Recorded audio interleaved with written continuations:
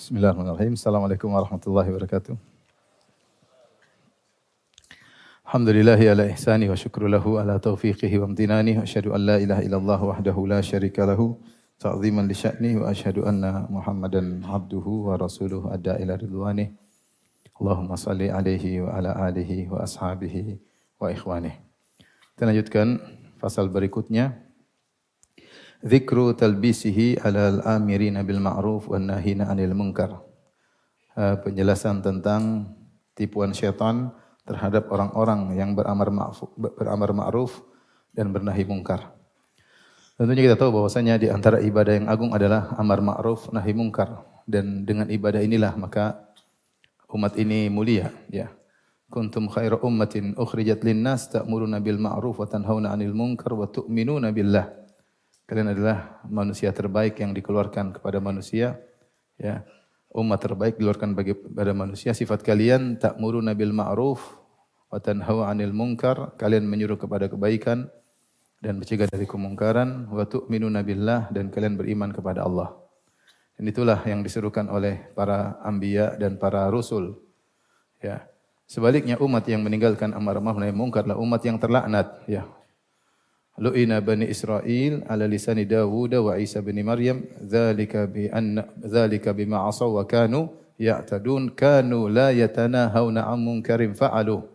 Dilaknatlah Bani Israel melalui lisan Daud dan Isa bin Maryam. Ya, kenapa? Kata Allah, kanu la yatanahawna 'an munkar. Mereka tidak saling bernahi munkar. Meskipun ini ibadah yang sangat agung, tentu ada fikihnya, tidak sembarang, ya. Dan fikihnya cukup luas bagi orang yang ingin beramar ma'ruf nahi munkar. Bukan sekedar menyampaikan kebaikan dan bukan cuma sekedar mencegah kemungkaran. Ada aturan-aturannya. Seperti sederhana, namanya bernahi munkar harus dilihat.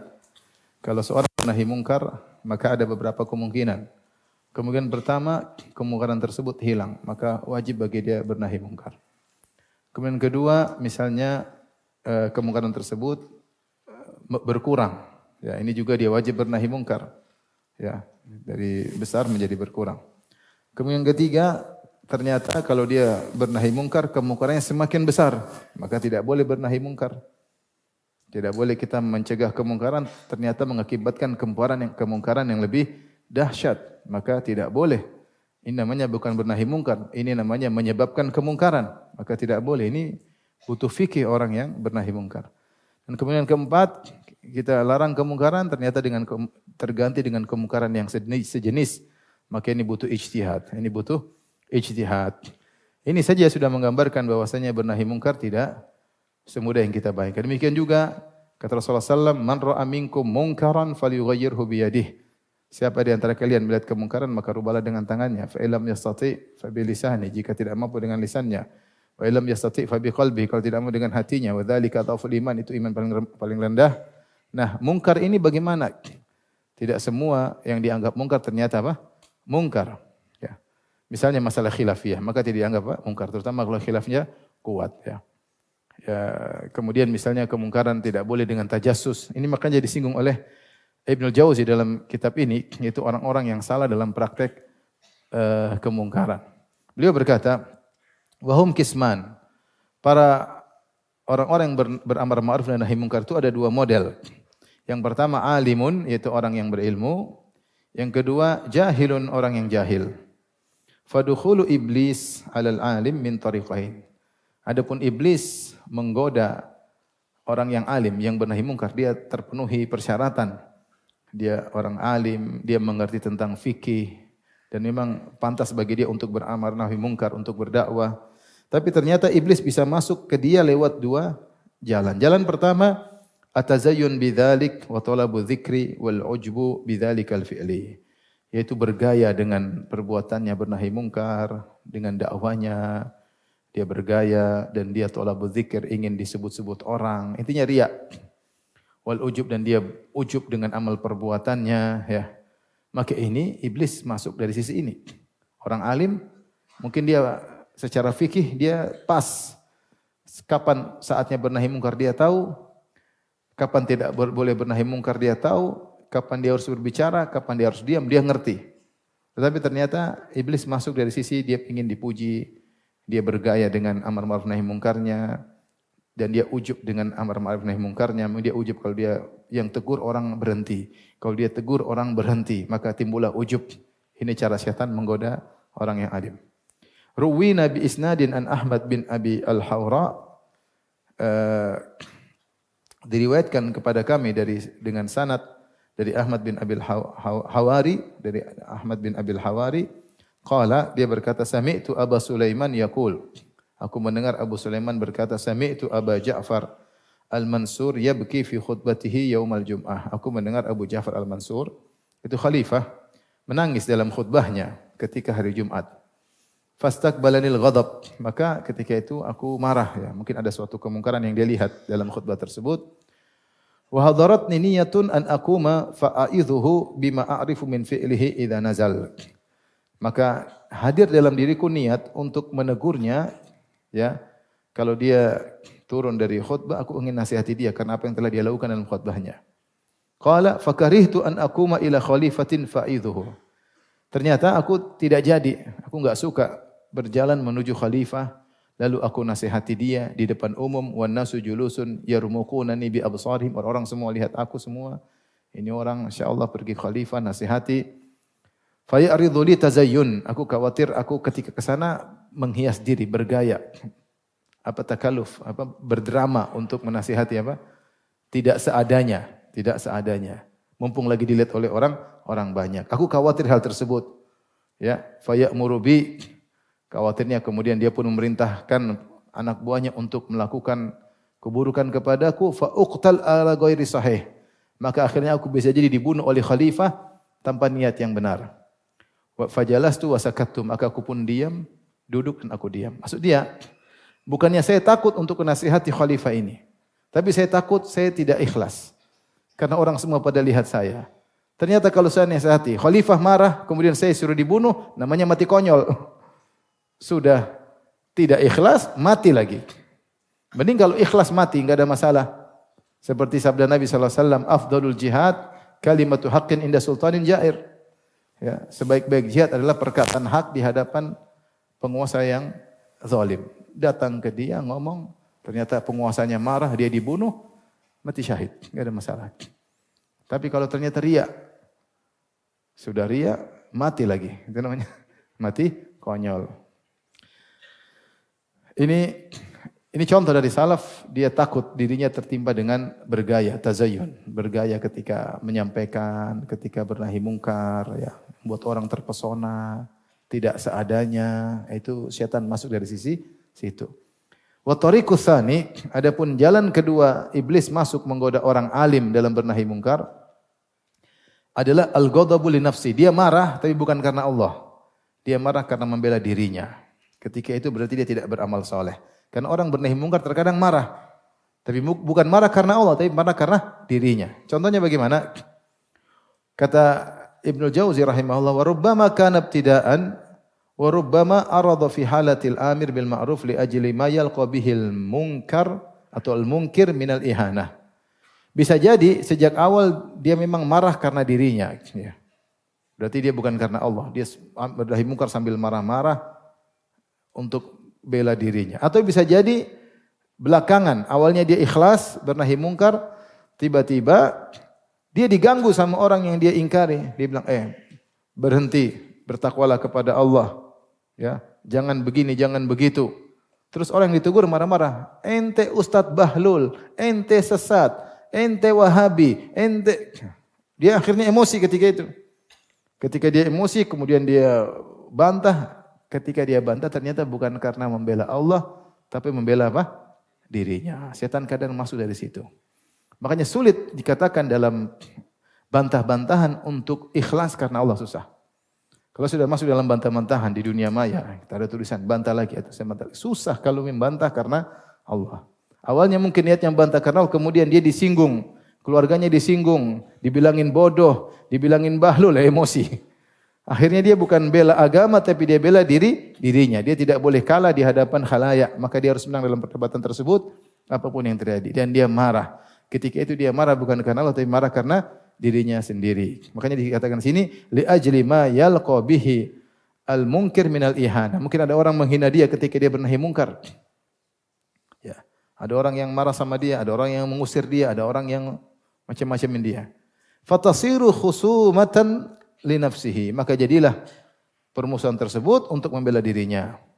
Kama qala Umar bin Abdul Aziz li rajul. Sebagaimana Umar bin Abdul Aziz rahimahullahu taala pernah berkata kepada seorang laki, "Laula anni ghadban la aqabtuka." Kalau bukan saya ini sedang marah, kalau bukan saya sedang marah, tentu saya sedang menghukummu. Maksudnya apa? Innama arada annaka aghdabtani. Yaitu kata Umar bin Aziz, kau bikin saya marah. Maka fakhiftu an tamtazija al-uqubatu min ghadabin lillahi wali. Aku khawatir ketika kau bikin aku marah, aku menghukummu, ternyata aku menghukummu bukan karena Allah tapi karena Allah dan juga bercampur karena untuk memuaskan emosiku. Maka aku tidak jadi hukum kamu. Lihatlah bagaimana para salaf dahulu mereka benar-benar memperhatikan diri mereka. Mereka bernahi mungkar karena Allah atau bukan? Karena sekedar bergaya untuk dilihat orang, ya, supaya diakui dia telah membantah, supaya diakui telah ini, dia telah berani maki-maki karena Allah. Ternyata dia cuma bergaya. Cuma bergaya menunjukkan dia bernahi mungkar. Hati-hati bagi orang-orang yang para penggiat dakwah untuk waspada, jangan sampai dia melakukan kegiatan berdakwah, beramar ma'ruf atau bernahi mungkar bukan karena Allah tapi karena untuk dirinya sendiri. Taib. Kondisi kedua, kalau tadi kita berbicara tentang orang-orang beramar ma'ruf nahi mungkar, orang-orang yang berilmu. Sekarang orang bodoh bernahi mungkar. Ini repot, lebih repot lagi. Fa amma idza kana al-amilu bil ma'ruf jahilan, adapun jika yang beramar ma'ruf bodoh, fa inna syaitana yatala'abu bihi, maka syaitan akan mempermainkan dia. Ya. Dan sungguhnya ketika dia beramar ma'ruf, kerusakan yang dia timbulkan lebih banyak daripada perbaikan yang dia lakukan. Kenapa? Karena bisa jadi dia melarang, mencegah sesuatu yang boleh secara ijma. Dia enggak ngerti, enggak ada fikihnya. Enggak boleh, ternyata boleh. Bisa terjadi, bisa. Karena dia tidak tahu, dia mengatakan tidak boleh, ternyata ijma boleh. Warubama ankara ma ta'awwala fi sahibuhu. Bisa jadi dia mengingkari seorang melakukan sesuatu, ternyata orang itu punya takwil, dia punya tafsiran tersendiri sehingga dia melakukan tersebut. Tidak seperti yang dia sangkakan. Tidak seperti yang dia sangkakan. Wa tabi'a fihi ba'dal madzahib, atau orang tersebut ternyata mengikuti pendapat lain. Masalah fikih ada madzhab-madzhab. Dia ingkari ternyata ini ada pendapat lain dari madzhab yang lain. Berarti kemungkarannya bukan ijma tetapi khilaf. Dan kita tahu namanya kemungkaran itu harus yang merupakan diijma'kan oleh para ulama atau yang dikhilafkan tapi khilafnya lemah. Atau yang dikhilafkan tapi khilafnya lemah, maka boleh kita ingkari. Contoh seperti riba terkait dengan uang. Sebagian ulama ada yang bilang uang tidak ada riba. Riba itu dinar dan dirham. Duit, uang kertas enggak ada ribanya. Repot pendapat seperti ini. Rentenir jalan terus. Nah, kita tidak peduli dengan pendapat tetap kita bantah. Karena ini khilafnya lemah, paham? Contoh masalah musik, ada yang bilang halal. Pendapat lemah, ijma ulama. Musik apa? Haram, ijma, bukan lagi khilaf. Ijma, maka kita bantah. Ada hal-hal maksudnya yang ternyata perkara khilaf namun khilafnya apa? Lemah. Maka hal itu tidak mencegah kita untuk bernahi mungkar. Lain halnya kalau khilafnya kuat. Khilaf di kalangan para fuqaha sejak dahulu banyak, maka tidak boleh kita ingkari dengan bentuk bernahi mungkar. Adapun kalau kita menjelaskan pendapat yang lebih kuat atau kita kasih masukan, boleh, enggak ada masalah. Kita bilang itu salah, tapi kita ingkari sampai kita bilang bodoh, kamu salah, kamu gitu hawa nafsu, enggak boleh. Ini masalah khilafiyah. Ini masalah khilafiyah. Oleh karenanya terjadi banyak perpecahan di kalangan kaum muslimin karena orang-orang bodoh yang bernahi mungkar. Ribut sana, ribut sini, ternyata masalah khilafiyah. Khilafiyahnya kuat. Para ulama besar khilaf. Terus masakan pendapat, enggak boleh. Kalau orang bodoh yang bernahi mungkar, maka kerusakan yang timbul lebih parah. Ya. Banyak masalah khilafiyah. Kunut subuh khilafiyah. Mau ribut-ribut ngapain? Ya udah, tugas kamu menjelaskan menurut saya bid'ah. Menurut saya ini tidak sunnah. Ya boleh, enggak ada masalah. Kamu boleh mengatakan itu bid'ah, boleh. Sebagaimana pendapat mazhab Abu Hanifah, boleh. Kunut subuh khilaf. Ada yang mengatakan bid'ah seperti mazhab Abu Hanifah, ada yang mengatakan sunnah seperti mazhab Syafi'i dan mazhab Maliki, ada yang mengatakan tidak disunnahkan seperti mazhab Hambali. Ya. Mau pilih pendapat, saya pilih mazhab Hambali. Saya pilih mazhab Hambali. Tapi karena saya punya masalah khilafiyah ya, Tidak usah ribut masalah ini. Nah, ini butuh fikih sehingga kita bisa bedakan mana kemungkaran yang benar-benar kemungkaran yang boleh diingkari. Kemudian di antara dilakukan oleh orang bodoh, wa rubbama kasaral bab. Terkadang dia hancurin pintu, dia masuk ke rumah orang. Enggak boleh. Dia kalau minum khamr dalam rumahnya, kamu enggak boleh masuk. Berarti tajasus, enggak boleh. Dia mabuk sendiri, kecuali dia mabuk di jalan. Kalau dia mabuk dalam rumahnya, dia bikin kemungkaran dalam rumahnya, dia kunci pintu, kamu enggak boleh dobrak pintu, enggak boleh. Kecuali dia ajak anak-anak kampung semua ke situ, itu lain cerita. Kalau dia sendiri, di rumahnya, maksiat, kamu enggak boleh hancurin pintu, enggak boleh. Ada aturannya bernahi mungkar. Saya tahu kok, saya pasang CCTV. Enggak boleh. Enggak boleh. Enggak boleh.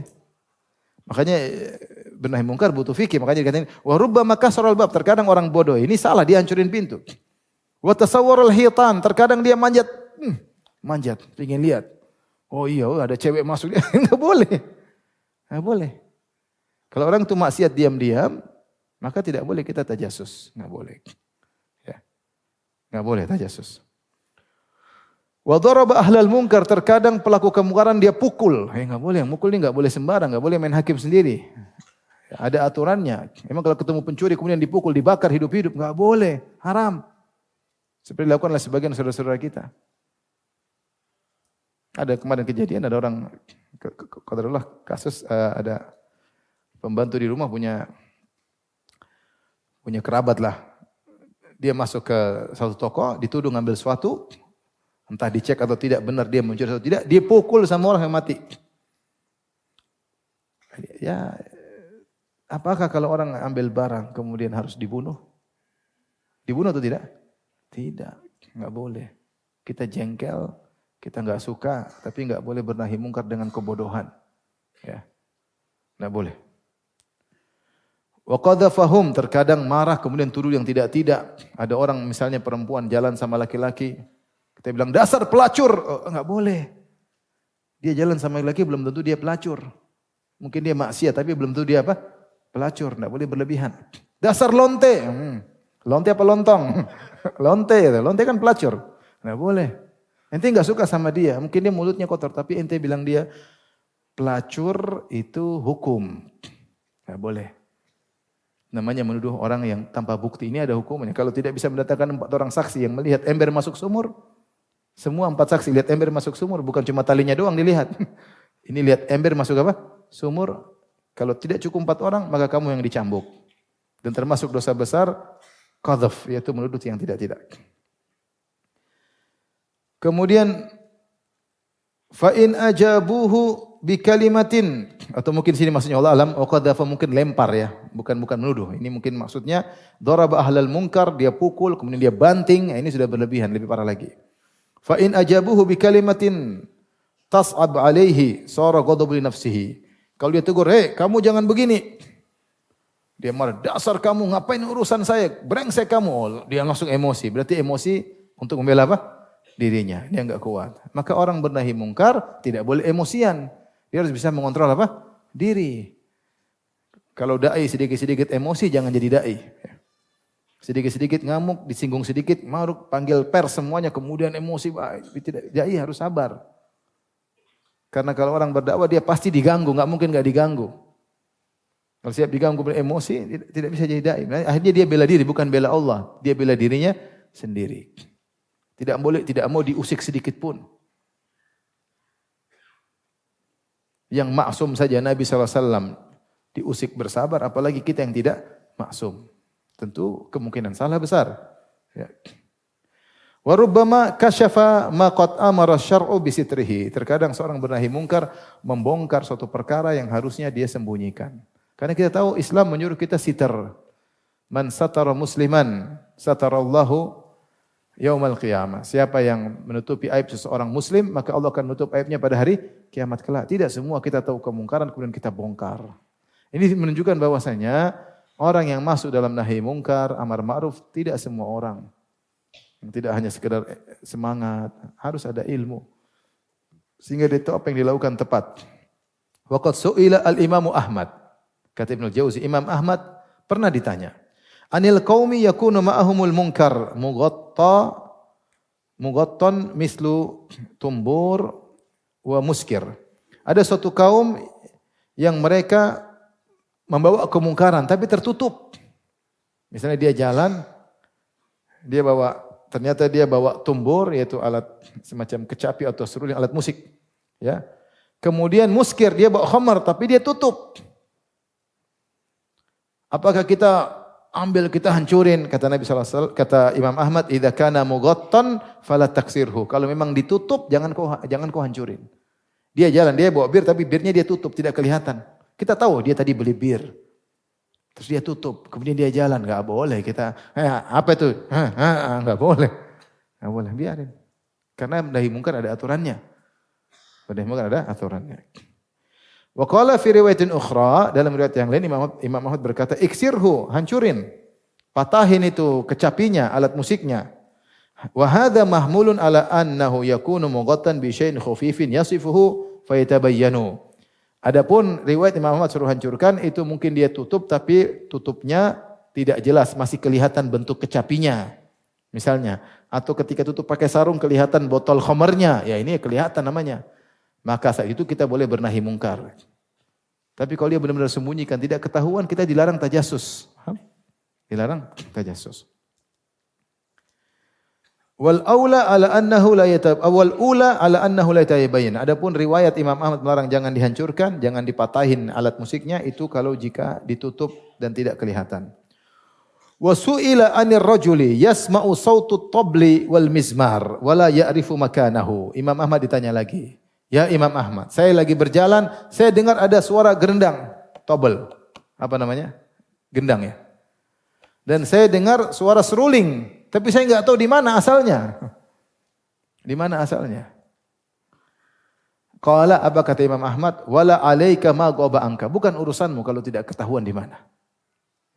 Fala tufattish, enggak usah kau cari-cari tahu. Udah lewat aja. Kecuali kau lihat depan matamu. Kalau enggak lewat aja. Mana sih mau kelihatan sih? Di mana? Enggak ada. Wa rubbama rafa'a hadzal munkar Warubbama rafa hadzal munkar ahlal munkar ila man yadhlimuhum. Dan terkadang ada orang yang mengingkari kemungkaran lapor kepada penguasa. Yang penguasa tersebut ternyata tidak punya ilmu, akhirnya mendolimi orang ini lebih daripada yang seharusnya. Dihukum lebih daripada yang seharusnya, akhirnya pelaku kemungkaran terdolimi. Wa qala Imam Ahmad bin Hanbal, berkata Imam Ahmad bin Hanbal, in alimta anna sultana yuqimul hududa farfa ilaihi. Kalau kau tahu sultan, penguasa adalah orang yang soleh, yang menegakkan hukum had, ngerti tentang hukum, laporin. Tapi kalau tahu ini penguasa, kalau kau laporkan akan dizolimi lebih parah, tidak usah. Seakan-akan demikian. Mafhum dari apa yang diciptakan oleh Imam Ahmad, kalau kau tahu sultan menegakkan hukum had, laporkan karena dia akan dihukum sesuai dengan hukum yang benar. Jika kau tahu tidak, malah diperas, malah diambilin hartanya, malah jangan. Paham? Berarti dia semakin dia terzalimi. Baik. Faslun tabahi bil inkar wa fadhihatil asin, ya. Berbangga-bangga dengan mengingkari dan membongkar aib pelaku maksiat. Judulnya lihat, berbangga-bangga dengan mengingkari kemungkaran dan berbangga-bangga mengumbar aib pelaku maksiat. Ngeri juga ya. Itu tidak boleh.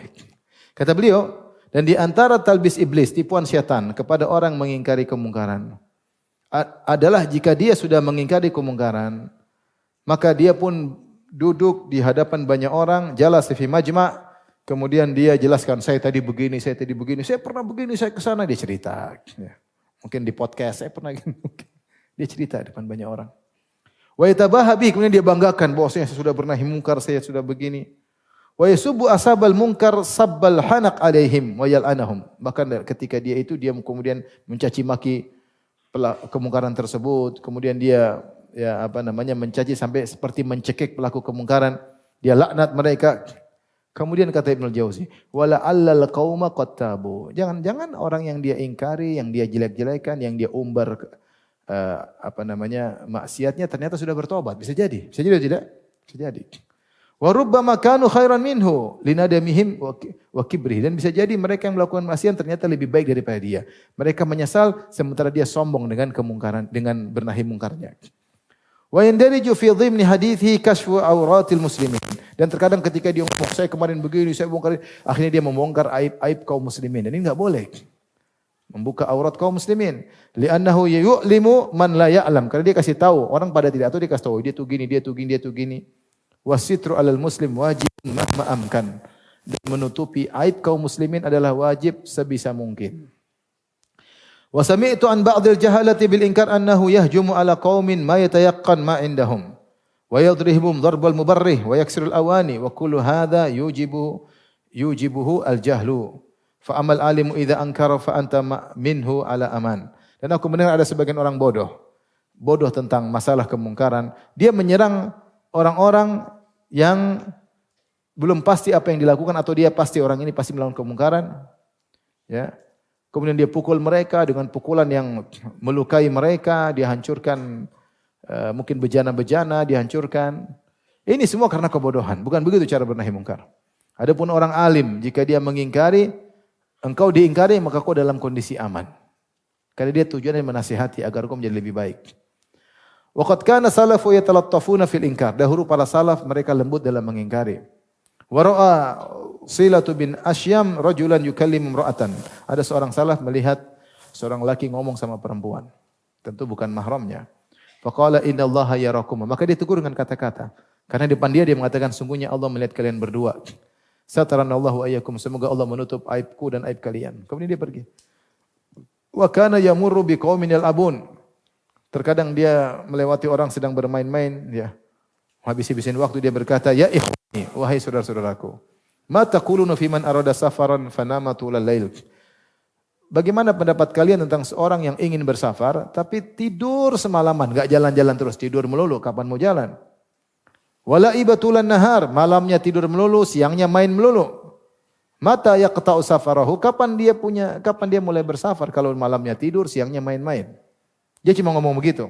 Fantabaha rajulun minhum, maka ada seorang dari mereka sadar dan berkata, "Wahai kawan-kawan, innama yu'allimuna hadza." Sungguhnya ini dia sedang menasihati kita. Kita kalau main terus, kapan kita bersafar bisa menuju akhirat dengan bekal yang baik. Dia sedang nasihati kita. Fataba wa sahiba. Akhirnya orang ini taubat dan dia mengikuti orang alim tadi. Faslun al-inkaru alal umara. Bagaimana mengingkari para umara, para penguasa. Aulan nasi bitalattuf fil inkar humul umara. Orang yang paling utama untuk kita lembuti ketika kita mengingkari adalah para penguasa. Orang awam saja kita lembut, tujuan kita kan mereka juga saudara-saudara kita kaum muslimin. Kita ingin mereka sadar. Kalau orang awam secara umum kita lembutin, apalagi yang paling utama adalah para penguasa. Ya. Dan Allah sudah contohkan dalam Al-Qur'an tentang Musa dan Harun, ya. Kata Allah Subhanahu wa taala, faqula idhaba ila fir'auna innahu tagha. Pergilah kalian berdua kepada Firaun, sungguhnya dia telah melampaui batas. Faqula lahu qawlan layyina. Ucapkanlah kepada Firaun kalian berdua dengan kata-kata yang lembut. La'allahu yatadzakkaru aw yakhsha. Siapa tahu dia sadar dan mengambil pelajaran, siapa tahu dia takut kepada Allah. Maka benar-benar Musa alaihissalam ketika datang kepada Firaun, dia ucapannya lembut sekali. Dia tidak mengatakan dasar manusia goblok ngaku sebagai Tuhan. Apa Tuhan kayak model kamu? Enggak ada. Kamu aja beol kok bilang Tuhan. Tidur kok dibilang Tuhan, ya. Goblok dasar, enggak. Pakai otak dong. Musa enggak begitu. Fakul hallaka ila antazakka. Maukah aku tunjukkan jalan supaya kau bisa mensucikan dirimu? Wa ahdiyaka ila rabbika fatakhsha. Aku jadi penunjuk jalan bagimu menuju Tuhanmu. Kata-kata halus seperti ajakan, bukan perintah. Hallaka ila antazakka. Maukah engkau mensucikan dirimu, hai Fir'aun? Benar-benar kata-kata halus diucapkan oleh Musa. Bahkan ketika di debat, Nabi Musa jawab dengan ilmiah, dengan lembut, karena Allah yang perintahkan. Makanya disebutkan oleh Ibnu Jauzi dalam kitabnya Al-Muntazim, ya, atau Al-Muntazam, tentang sejarah. Ada seorang datang ingin menasihati khalifah. Dia mengatakan, wahai khalifah, saya akan menasihati engkau. Wa musyaddidun alaik. Fatahammal alayya. Kata dia, wahai khalifah, saya akan menasihati engkau. Dan saya akan kencang nasihati kamu. Sabar ya. Dia bilang begitu sama khalifah. Kata khalifah, tunggu dulu. Tunggu dulu. Jangan dulu. Kau tidak lebih baik daripada Musa dan Harun. Dan aku tidak lebih buruk daripada Fir'aun. Sementara Musa yang lebih baik daripada kamu disuruh oleh Allah berkata-kata lembut kepada Fir'aun yang lebih buruk daripada saya. Kalau kau mau buruk sama saya enggak mau dengar, kata. Enggak mau. Maka ini namanya penguasa. Ya kita enggak usah jauh-jauh. Kita kalau kita sekolah, kita mau nasihati kepala sekolah, lembut-lembut enggak?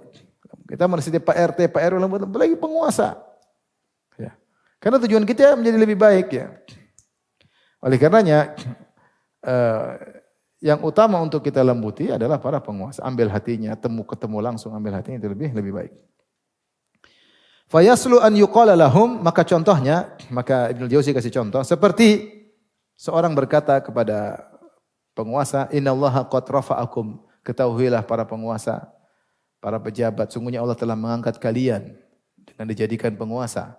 Fa'rifu qadra ni'matihi, maka ingatlah ini nikmat dari Allah, artinya ada tanggung jawabnya. Fa inna ni'am tadumu bisyukur, sungguhnya nikmat itu akan langgeng dengan bersyukur kepada Allah. Fala yahsun an tuqabal bil ma'asi, jangan sampai nikmat itu ditanggapi dengan kemaksiatan. Dia kasih contoh, caranya begini. Ya. Angkat mereka dan ingatkan dengan cara yang halus ya. Taib. Faslun, fitnatu tarki taghyiril munkar tawarruan. Fitnah ya. Seorang tidak bernahi munkar, ini kebalik. Dia bisa bernahi munkar tapi dia tidak mau bernahi munkar karena warok katanya. Waqad labbasa iblis ala ba'dil muta'abbidin fayara munkaran fala yunkiruhu. Setan telah menipu sebagian ahli ibadah. Dia melihat kemungkaran namun dia tidak mengingkarinya. Kemudian dia berkata, yang bisa bernahi munkar hanyalah yang orang soleh. Sementara saya bukan orang soleh. Bagaimana saya menyuruh orang lain sementara saya sendiri bukan orang soleh? Apa kata? Ini sering iblis datang ke kita, iya enggak? Kamu aja begitu ngapain tegur-tegur orang? Kamu aja begitu ngapain tegur-tegur apa? Orang. Kata Ibnu Jauzi, wa hadza ghalat, ini kesalahan. Li'annahu yajibu alaihi an ya'mura wa yanha, karena wajib bagi dia untuk beramar ma'ruf nahi munkar. Walau kana tilkal ma'siyatu fihi, meskipun dia sendiri melakukan maksiat tersebut. Sebenarnya menyebutkan orang kalau melakukan maksiat dilihat kemungkaran dia harus tegur meskipun dia melakukan maksiat tersebut. Karena wajib bagi dia dua. Kewajiban bagi dia meninggalkan maksiat dan kewajiban bagi dia untuk bernahi mungkar. Kalau dia tidak melakukan dua-duanya dia dapat dua dosa. Dia maksiat tetap lakukan, dia tidak bernahi mungkar dia dapat dua dosa. Dan seorang yang bernahi mungkar dengan menegur kemaksiatan itu sebenarnya dia menasihati dirinya sendiri. Semoga dia termotivasi untuk meninggalkan maksiat tersebut jika dia niatnya benar-benar karena Allah. Ya Allah, aku melihat kemungkaran depanku dan kau perintahkan untuk mengingkari, maka saya harus mengingkari meskipun saya sendiri melakukannya. Maka orang yang pertama dinasihatilah dirinya sendiri. Kalau dia dapat taufik, dia insya Allah tinggalkan maksiat tersebut. Illa annahu mata ankara mutanazihan anil munkar athara inkaruhu. Namun jika ketika dia bernahi mungkar, dia meninggalkan maksiat tersebut, tentu pengingkarannya lebih berdampak. Wa idza lam yakun mutanazzihan lam yakad ya'mal inkaruhu. Adapun jika dia bermaksiat dan dia mengingkari kemaksiatan yang sama dia lakukan, hampir-hampir dampaknya tidak ada, tapi tetap harus dia mengingkari. Fayam bagil munkir an yunazziha nafsahu liyu'aththira inkaruhu. Maka wajib bagi orang yang bernahi mungkar untuk dia meninggalkan maksiat tersebut agar ketika dia bernahi mungkar pengaruhnya kelihatan. Qala Ibnu Aqil. Ibnu Aqil berkata, salah seorang ulama Hambali, ra'ayna fi zamanina Abu Bakrin al-Aqfali fi ayyamil qa'im idza nahadha li inkari munkarin istatba'a ma'ahu masyayikh la ya'kuluna illa min sun'ati aydihim ka Abu Bakar al-Khabbas syekhun salih ya wa jama'atin ma fi man ya'khudhu sadaqah wa la yudannasu biqabli ata suwamin nahar qawamil lail arbabi bukain fa idza tabi'ahu mukhallid raddahu wa qala mata laqina al-jaysh bi mukhallitin in hazamal jaysh. Kata Ibnu Aqil, kami telah melihat di zaman kami ada seorang saleh namanya Abu Bakar al-Aqfali di zaman pemerintahan Al-Qaim. Kalau dia hendak bernahi mungkar, maka dia panggil orang-orang saleh jalan sama dia. Orang saleh tersebut Mereka makan dari makanan mereka, tidak makan sembarang. Artinya orang ini wara', tidak makan yang haram-haram. Seperti Abu Bakar Al-Khabbas, dia bawa orang saleh tersebut. Ya. Kemudian sekelompok orang yang mereka tidak pernah mengambil sedekah. Ya, kemudian mereka tidak mengotori diri mereka dengan menerima pemberian dari penguasa. Mereka sering puasa di siang hari dan sering sholat malam di malam hari. Dan mereka sering menangis. Ini yang diajak untuk bernahi mungkar. Tujuannya apa? Supaya nahi mungkar tersebut punya pengaruh.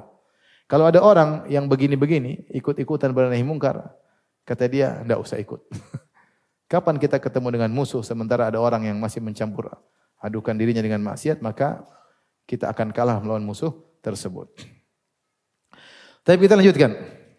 Bab tasi', bab yang ke-9, fi dzikri talbisi iblis ala zuhadil wal ubbad. Penyebutan tentang tipuan iblis kepada orang-orang yang ahli zuhud dan ahli ibadah. Kata Ibnu Jauzi rahimahullah taala, terkadang seorang awam mendengar dalam Al-Quran dan hadis-hadis tentang celaan terhadap dunia. Banyak ayat mencela dunia, hadis-hadis mencela dunia. Maka dia merasa kalau mau selamat harus tinggalkan dunia. Dia tidak tahu bahwasanya dunia itu ya tidak tercela. Dunia itu tidak tercela secara zatnya. Tapi tercela karena orang yang melakukan dunia tersebut. Karena dunia itu bisa bermanfaat dan bisa tercela. Tapi dia tidak tercela pada zatnya. Yang dicela sifat manusia terhadap dunia tersebut. Ketika dia mendapati bahwasanya ayat mencela dunia, hadis mencela, akhirnya dia merasa kalau mau selamat tinggalkan dunia. Kata Ibnu Jauzi, dia tidak tahu bahwasanya dunia tidak tercela secara zatnya. Yang tercela itu sifat orang terhadap apa? Dunia tersebut. Fa yulabbisu alaihi iblis. Iblis pun menipunya dengan berkata, kau tidak akan selamat di akhirat kecuali kau meninggalkan dunia. Maka dia segera pergi menuju gunung-gunung. Kemudian dia menjauhkan diri dari sholat Jumat. Dan dia menjauhkan diri di sholat berjamaah. Karena tinggal di gunung, gimana mau sholat Jumat? Tinggal di gunung, gimana mau sholat berjamaah? Dan dia tidak menuntut ilmu. Maka jadi seperti hewan yang liar. Dan dia dikhayalkan kepadanya, inilah zuhud yang hakiki. Tinggalkan dunia, pergi ke gunung, pergi ke tengah hutan, sibuk ibadah, tidak usah Jumatan, tidak usah sholat berjamaah, tidak usah nuntut ilmu, sibuk ibadah sendiri. Kaifala waqad sami'a, terlebih lagi dia mendengar ada di antara orang soleh annahu hama ala wajhi, ada orang soleh yang berkelana entah kemana meninggalkan dunia, jalan ke sana kemari, yang penting tidak sibuk dengan dunia. Dia mendengar juga ada seorang soleh yang beribadah di gunung. Padahal dia ini bisa jadi ya punya keluarga, akhirnya ikut-ikutan dia ke gunung, akhirnya keluarganya tidak terurus, anak istrinya tidak terurus. Atau dia pergi ke gunung ikutin orang-orang soleh, ternyata dia punya ibu sehingga ibunya menangis karena ditinggal olehnya. Durhakalah dia pada ibunya. Dan bisa jadi dia tidak tahu bagaimana rukun solat yang seharusnya. Dan terkadang dia pun pergi ke gunung, ke hutan, padahal dia punya hak-hak orang yang harus dia tunaikan. Punya utang misalnya. Tapi dia tinggalkan itu semua. Ini adalah talbis iblis. Hanyalah iblis bisa menggodanya dengan cara seperti ini karena dia sedikit ilmunya. Dan karena kebodohannya. Ya. Dan dia ridha dengan ilmu yang dia miliki. Cukup, saya ilmu segini dia cukup. Itu salah. Kamu jangan ridha dengan ilmu yang kau miliki sekarang. Karena kau bisa salah paham. Ini buktinya salah paham. Disangka kalau mau zuhud harus pergi ke gunung, ke hutan. Walau annahu fi kulli suhbati faqihin yafhamul haqa'iq. Seandainya dia diberi taufik oleh Allah untuk belajar kepada orang yang faqih, maka dia akan paham tentang hakikat. La arrafahu anna dunya la tudhammu li dzatiha. Maka orang yang faqih tersebut yang berilmu akan menjelaskan kepada dia bahwasanya dunia itu tidak dicela karena zatnya. Wa kaifa yudhammu ma manna Allah taala bihi, bagaimana dicela dunia yang itu adalah karunia dari Allah. Wa huma huwa daruratun fi baqa'il adami, dan bagaimana dunia bisa dicela sementara seorang anak Adam tidak bisa hidup kecuali ada dunia dia miliki. Wa sababun fi anati ala tahsil ilmi wal ibadati min mat'am wa masyrab wa malbas wa masjid yusalli fihi. Dan bukankah dunia adalah sebab bagi seorang untuk bisa nuntut ilmu dan bisa beribadah Dengan dia makan dan minum, dia bisa nuntut ilmu, bisa beribadah. Dengan dia beli baju, dia bisa nuntut ilmu, bisa beribadah. Dan bangun masjid, dia bisa sholat. Mending bangun masjid pakai dunia atau tidak?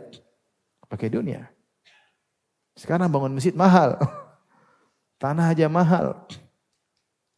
Butuh dunia. Ya. Ada kawan yang bangun masjid, tanahnya saja 1 meter sampai 20 juta.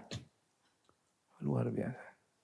Tanahnya sampai puluhan miliar, padahal cuma 1000 sekian meter. Itu butuh duit atau enggak? Butuh. Dunia kalau dimanfaatkan bagus. Wa innamal madhmum akhudh syai'in min ghairi hallihi. Yang tercela dunia itu begini kata Ibnu Jauzi. Kamu harus ngerti mana dunia boleh, mana dunia enggak boleh. Yang tercela itu kalau ambil dunia dengan cara tidak halal. Au tanawalahu ala wajhi saraf, atau ngambil dunia dengan berlebih-lebihan. Berlebih-lebihan, semuanya berlebih-lebihan. Mobil berlebih-lebihan, rumah berlebih-lebihan, baju berlebih-lebihan, HP berlebih-lebihan. Apa lagi? Sepatu berlebih-lebihan, dompet berlebih-lebihan, tas berlebih-lebihan. Ini tidak boleh. La ala miqdaril hajah, mengambil dunia tidak sesuai dengan kebutuhan. Mengambil dunia tidak sesuai dengan apa kebutuhan. Ini yang tercela. Wa yasrifu nafsu fihi bi muqtada ru'unatiha la bi syari', sehingga seorang membelanjakan hartanya bukan karena sesuai syariat, tapi keinginan hawa nafsu. Saya pengen beli inilah, dia beli aja. Ada kawan beli mobil, ini cerita nyata, beli mobil, harganya kalau nggak salah 6M atau 8M. Kawan jauh, bukan kawan dekat. Kawan saya yang dekat nasihati, Pak jangan dulu beli Pak, coba aja dulu. Saya lupa, pokoknya 4M atau 8M, saya lupa harganya. Bapak coba dulu. Coba aja pinjam-pinjam nanti kalau cocok beli, kalaupun harus beli. Dia tapi jiwananya pengen beli, kayak duit banyak, ngapain duit banyak? Yaudah beli aja. Beli pakai belum ada setahun, jual deh. Turun. Turun harganya enggak? Turun, mungkin bisa ulang 25%. Kalau 8 juta aja hilang 25% sudah berapa? Hilang 2 miliar. Kita ini punya duit bukan kita mau belanja sesuai dengan keinginan hawa nafsu kita, enggak, sesuai syariat, perlu atau tidak. Kalau kita ikuti hawa nafsu kita, itulah tercela dunia tersebut. Akan ditanya oleh Allah, kemana kau habiskan, kau belanjakan duniamu. Jadi bukan sesuai dengan syariat, tetapi bimuqtada ru'unatiha, tapi sesuai dengan keinginan jiwa. Pengen ini. Mumpung duit banyak, enggak. Kalau perlu beli, kalau enggak. Wa innal khuruja ilal jibalil munfaridati manhiyun anhu. Demikian juga ketahuilah, pergi ke gunung sendirian tidak boleh. Sungguhnya Nabi SAW naha an yabita rajulu wahdahu. Rasulullah melarang seorang tidur sendirian. Hadis riwayat Imam Ahmad, disahihkan oleh Syekh Albani rahimahullah ta'ala. Wa inna ta'arruda li tarkil jama'ati wal jum'ati khusranun la ribhun. Sungguhnya sengaja meninggalkan sholat Jumat dengan alasan pergi lagi bersafar jauh di gunung, tidak dengar azan, atau pergi ke hutan-hutan sehingga tidak sholat Jumat, tidak ikut sholat jamaah. Inilah kerugian, bukan keuntungan. Kamu ini gimana? Zuhudnya ngawur ya. Wal bu'du anil ilmi wal ulama yuqawi sultanal jahl. Dan orang menjauh dari ilmu, menjauh dari ulama semakin memperkuat kekuasaan kebodohan dalam diri seorang.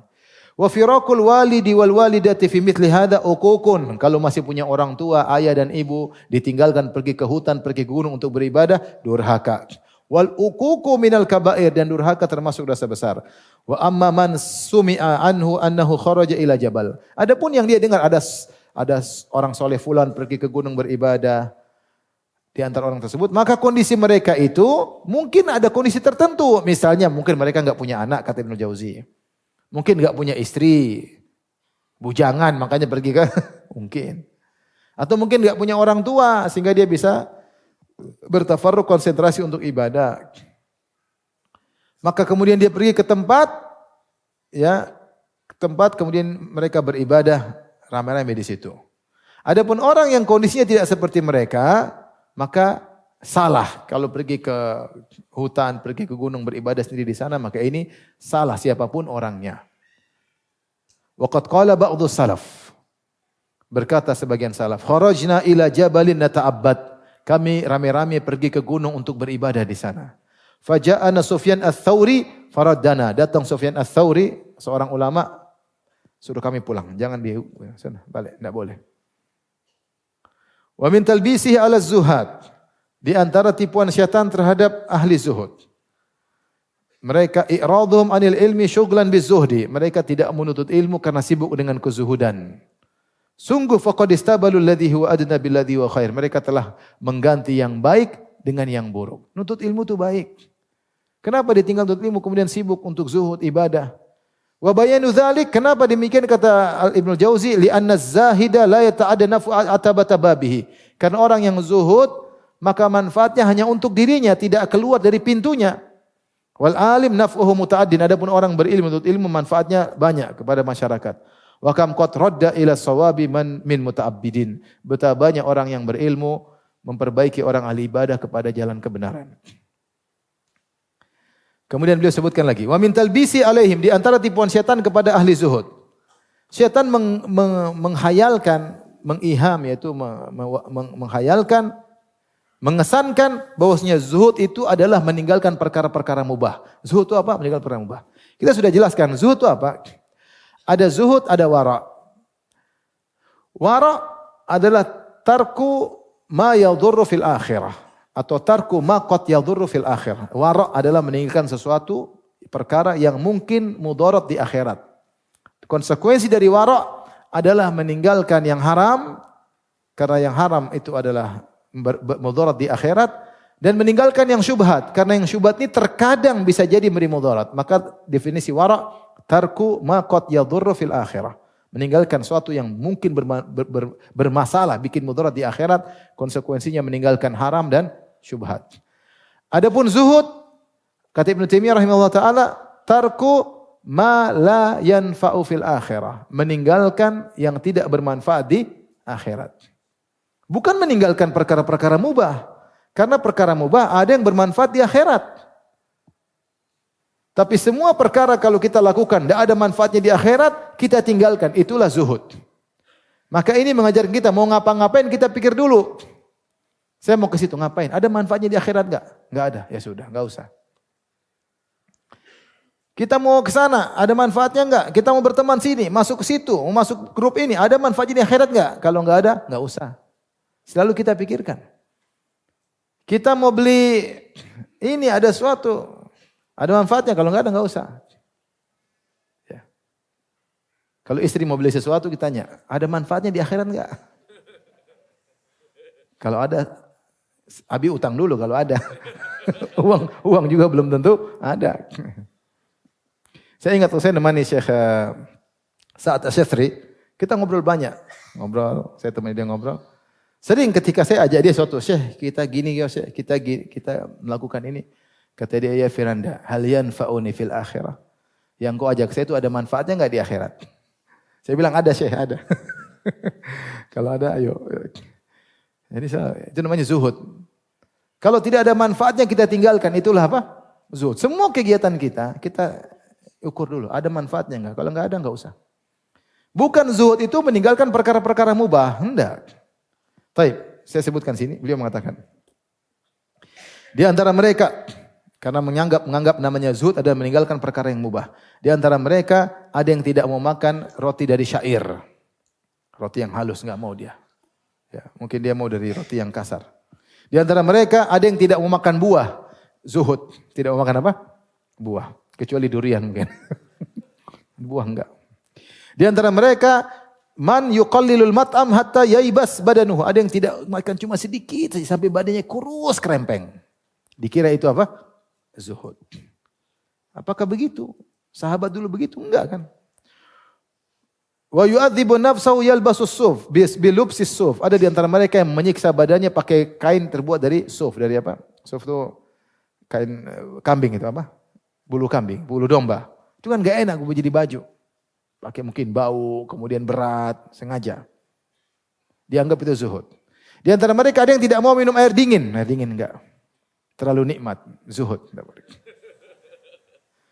Ini bukanlah jalan Rasul sallallahu alaihi wasallam dan juga bukan jalan para sahabatnya dan juga bukan jalan atba'ut tabi'in, para pengikutnya. Tabi'in juga tidak seperti itu dan atba'ut tabi'in juga tidak demikian.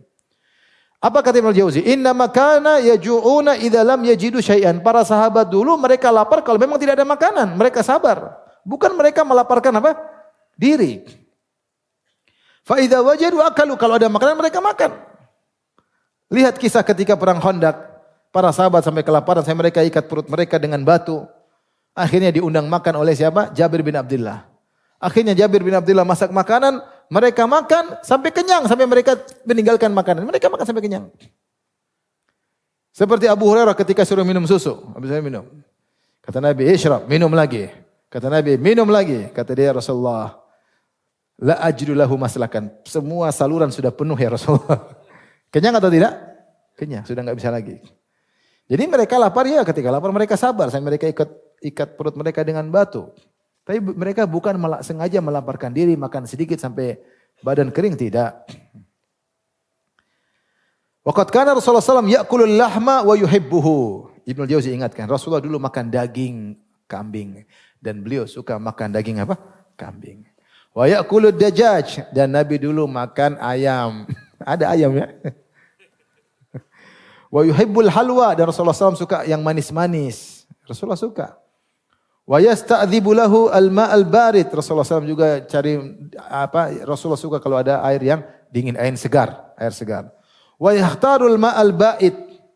Fa innal ma'al jariyah yu'dzil ma'idah wa la yarwi. Ya, kata dia Rasulullah SAW dalam hadis juga memilih air minum yang sudah disimpan. Ma'al ba'id itu ada air yang disimpan dalam kendi, tentu lebih enak daripada air yang langsung diambil. Enak atau tidak? Beda kalau dua kendi, taruh kendi dibiarin semalam, wah lebih enak daripada air yang kita langsung ambil. Ada juga yang lebih enak, yaitu air yang diletakkan di tempat air terbuat dari kulit. Itu lebih enak lagi. Rasulullah lebih suka air seperti itu daripada air biasa. Ini zuhud atau bukan? Zuhud yang lakukannya imamnya para orang-orang zuhud. Ternyata dia kalau ada pilihan, kenapa tidak pilih yang enak? Tidak ada masalah. Waqad kana rajulun yaqul la ana akul khabis li'anni la aqumu bi syukrihi. Di antara mereka ada yang tidak mau makan makanan khusus namanya khabis, itu mungkin makanan enak khusus, saya enggak mau makan ini. Kenapa? Saya takut tidak bisa mensyukurinya. Pizza enggak, susah mensyukuri pizza. Nasi mandi, susah. Nasi goreng oke, ini bersyukurnya gampang. Maka Hasan al-Basri membantah orang seperti ini. Kata Hasan al-Basri, "Hadza rajulun ahmaq." Orang seperti orang bodoh. Wa hal yaqumu bi syukril ma'il barid? Apakah dia bisa mensyukuri air putih biasa yang dia minum? Itu pun dia tidak bisa. Kalau dia mau komitmen, konsisten, tidak usah makan, tidak usah minum. Karena mensyukuri makan dan minum juga tidak mudah. Kita lanjutkan, saya jelaskan secara singkat. Jadi ketika ada yang tidak mau makan al-khabis itu ada yang mengatakan makanan khusus, yaitu campuran tepung dengan minyak, dengan manisan. Ini makanan yang agak istimewa. Dia bilang saya tidak bisa mensyukurinya. Maka Hasan al-Basri dibantah, air putih aja kok tidak bisa syukuri. Kalau alasan tidak bisa mensyukuri, kalau kita enggak usah makan dan minum. Ya. Sufyan ats-Tsauri kalau bersafar, maka dia bawa lahmal mashwi. Ketika dia bersafar, dia bawa daging yang dibakar, dipanggang. Sebagai bekal. Dia enggak ada masalah. Karena itu dihalalkan, bukan haram. Dan siapa yang berani bilang Sufyan ats-Tsauri bukan orang zuhud? Dia orang zuhud, ulama, ahli hadis, ahli fikih. Dan dia bawa al-faluzat. Faluzat semacam manisan yang enak. Ya. Maka seorang hendaknya mengetahui tentang bahwa dirinya adalah tunggangannya. Maka dia harus lembut kepada tunggangannya agar dia bisa sampai pada tujuan. Jadi kata Ibnu Jauzi, dia kasih cara berpikir, tubuhmu itu adalah tungganganmu. Maka kau harus lembutin dia, artinya tidak berlebihan, supaya kau bisa mencapai apa? Tujuan dalam perjalananmu. Maka ambillah yang bermanfaat bagi jiwamu tersebut. Dan tinggalkanlah yang tidak bermanfaat. Seperti kekenyangan, berlebih-lebihan, mengikuti hawa nafsu. Karena itu merusak badan dan merusak agama. Kemudian manusia, kata Ibnu Jauzi, berbeda-beda dengan tabiat mereka. Seperti Arab Badui, kalau mereka pakai baju kain wol dari wol kambing atau domba, kemudian hanya minum susu, maka kita tidak mencela mereka. Karena itu tradisi mereka seperti itu. Karena tubuh mereka terbiasa, sehingga tunggangannya istilahnya cocoknya seperti itu, enggak ada masalah. Demikian juga ahlus sawat idza labisa suf wa akalul kawamih. Demikian orang yang tinggal di misalnya di perkampungan, kemudian mereka memakai pakai baju suf, kemudian mereka makan-makan yang sederhana, lam nalumhum aidan. Kami pun tidak mencela mereka. Kenapa? Karena ini kebiasaan mereka dan kami tidak berkata jangan paksakan dirimu, maksakan susah dirimu. Enggak, mereka biasa. Kalau kita iya, kalau mereka enggak apa-apa. Li'anna hadhihi adatul qaum. Karena ini adalah tradisi mereka. Adapun jika seorang biasa tinggal di kota, fa amma in kana al-badanu mutrafan.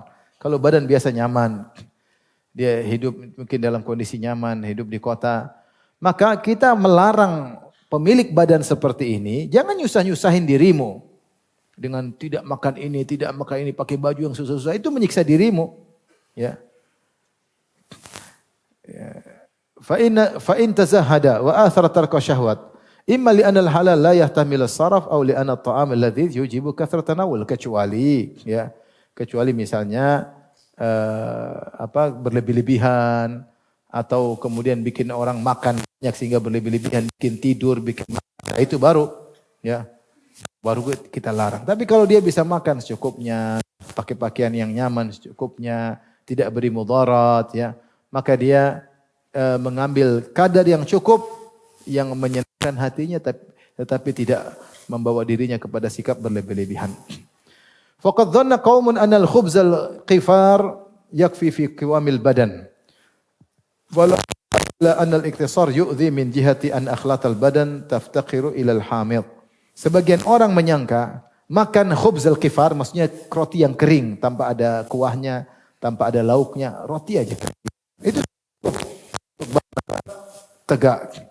Kata Ibnu Jauzi, meskipun cukup, bisa badan kuat, tetapi mencukupkan diri hanya makan roti kering tersebut, ini kurang baik. Kenapa? Akhlatal badan taftarkir al-hamid wal-hulu wal-har wal-barid. Karena sisi tubuh ini butuh dengan sesuatu yang kecut, sesuatu yang manis, sesuatu yang panas, sesuatu yang dingin, yang menahan dan melancarkan. Jadi kita bukan makan yang penting kuat aja, enggak, kita butuh juga memperhatikan komposisi apa? Tubuh. Sehingga tubuh kita kuat, kita bisa beraktivitas. Dan terjadikan dalam tabiat kecenderungan kepada yang cocok. Maka terkadang tubuh itu cocok kepada yang kecut. Terkadang condong kepada yang manis. Dan itu tentu ada sebab-sebabnya. Contoh misalnya dalam tubuh, ini dia bicara tentang masalah medis zaman dahulu. Yang katanya dalam tubuh itu ada akhlat, ada komposisi. Itu ada yang ini, ada yang panas, ada yang dingin. Ini dari pembahasan tentang medis. Dia contohkan misalnya ketika dalam tubuh lendir itu sedikit, dan butuh untuk diperbanyak, maka tubuh pingin minum susu supaya lendir itu menjadi banyak. Demikian juga ketika kering dalam tubuh sofra itu kekeringan, maka butuh kepada sesuatu yang kecut-kecut. Faman kaffa an tasarruf ala muqtada ma qad wudi'a fi tabi'ah mimma yusliha faqad adaha. Siapa yang tubuhnya butuh dia tahan, maka dia telah menyakiti apa? Tubuhnya.